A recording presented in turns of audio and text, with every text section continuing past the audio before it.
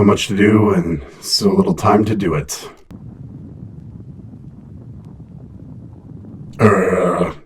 That's not normal. Okay, what's doing that? This is my personal dimension, so unless common sense summoned his ogre buddies again, someone's fucking with my shit. Wait, what's this tingling sensation? Oh god, someone is... Well, hello there. This is not my channel. Seems to be some weird dude named Listen to Reason. God damn it, Gabe! I don't know how I ended up here, but you know what? While I'm here, I might as well make a video. So, let's get on with the show. You can call me FBI, I'm full-blood Indian. Washed in the blood, full-blood Christian. Saddle up, gon' add it up. The name for that bone, cause I hate cracking. Well, hello everybody, and thank you for joining me for this video. My name is Gabe the Samurai, and I am filling in for Listen to Reason. Now, there are a massive amount of people who are being social justice crybabies over the fact that Donald Trump is the president. And one of those people is a man by the name of Stephen Colbert. And somebody who I used to think was funny. I used to like him. I mean, to a certain extent. I always thought he was a cocky, pompous, arrogant jerkface. But he seemed somewhat funny at times. Has grown stale just the same as the rest of the late night crowd has grown ridiculously stale. And recycling the same old Trump jokes over and over again seems to be his bread and butter. And it's now gotten him a TV show. Send in one cartoon president and a old tired gag that he created last year, and you've got this little making of video right here. Let's dive into it. Welcome to the 10th table read for our cartoon president. I would love to accept a sizable contribution from the Clinton Foundation for my new school. Can I just say right off the bat that acting is absolutely horrendous? I don't know what it is about political satire cartoons and them having just the absolute crappiest acting imaginable. You can eat my We had to do this cartoon show. No, you didn't. You did not have to do this cartoon show. You wanted to do this cartoon show, Steven. You wanted to do this because you're butthurt that your candidate lost. Do you think that you would be feeling the same way if Hillary Clinton was in office? Or would you be making fun of whatever conservatives decided to make our cartoon president Hillary Clinton edition? This is the most accurate way to portray our president. Yeah, no, it's not. It's really not.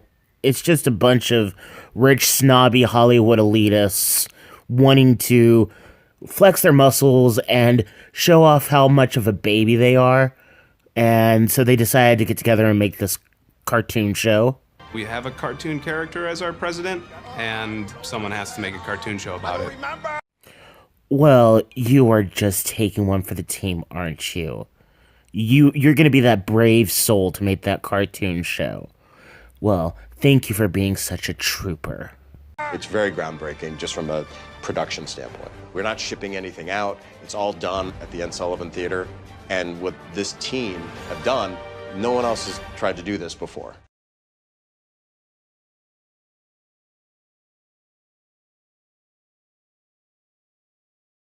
Really? This is groundbreaking?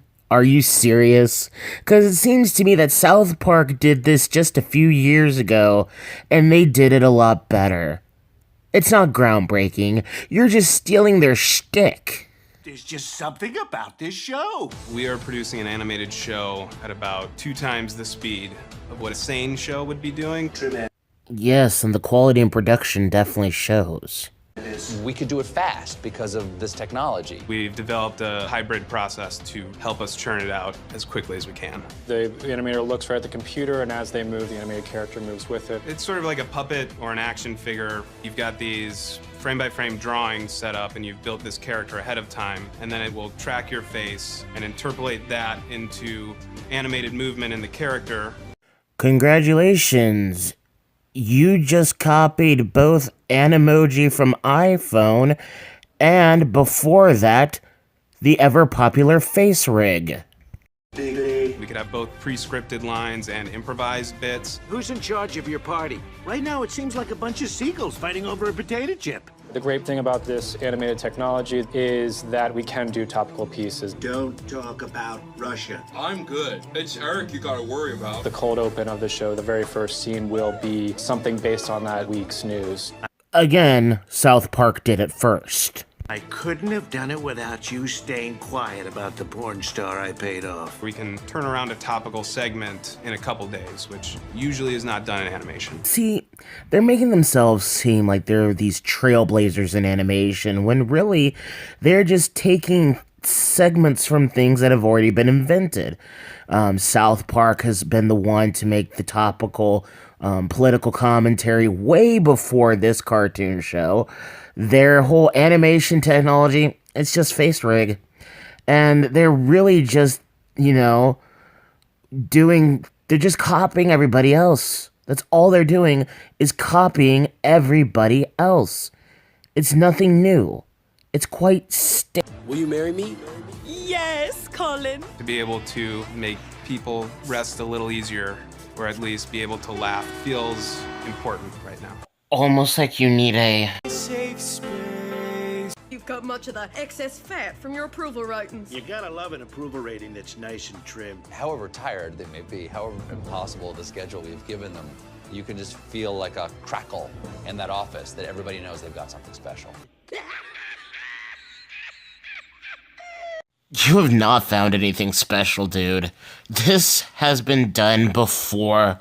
It's been done with George Bush. It's been done with several other presidents.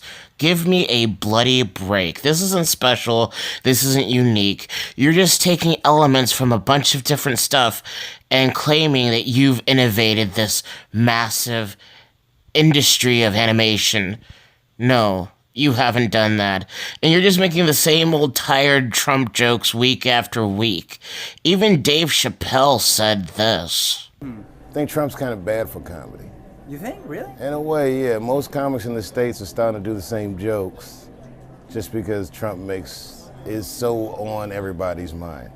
So it'll be nice when we don't have to talk about him as much. And now you're proving his point correct by making an entire TV show about it. Everyone watch our cartoon president, the best.